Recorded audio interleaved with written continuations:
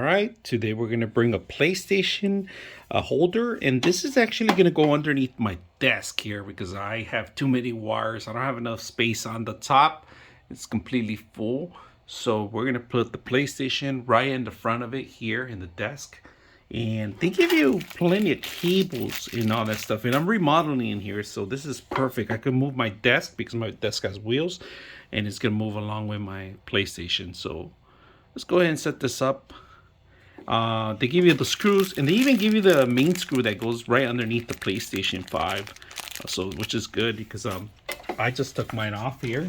If you guys can see the PlayStation 5, this actually attaches pretty good on one side. So it's about a little bit under 15 and a half. I decided not to put it in front because I don't want to hit it with my legs. So we're gonna put it in the back right here of the desk. So, which is perfect. It makes sense. So when I move the desk, and thank God I have a raised desk because I'm able to do this very simple. So let's go ahead and put it together. All right, I have it ready up in the back. It's sturdy enough. We're gonna set up the PlayStation 5, which is sitting right here. And we're gonna secure it with the actual screws in the back. So this is perfect. I'm gonna remove this, move it to the right, and we should be good. So let's go ahead and do that. All right, I got it set up. If you guys notice, this is a screw right here. Down here, I tied it up. It's underneath my desk now. If you guys can see, my desk's right here.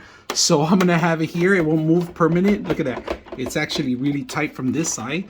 So it is fit to the right size. It's a little off here, but you can't do anything about it. But it's hanging on through here, the screw.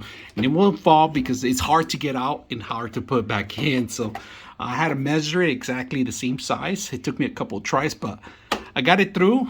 It's not gonna be in the way now. I can move my whole desk. It's off the ground, so in case there's any water flood or anything like that, it's up here. So we're gonna set it up. We're gonna turn it on, see how well it works.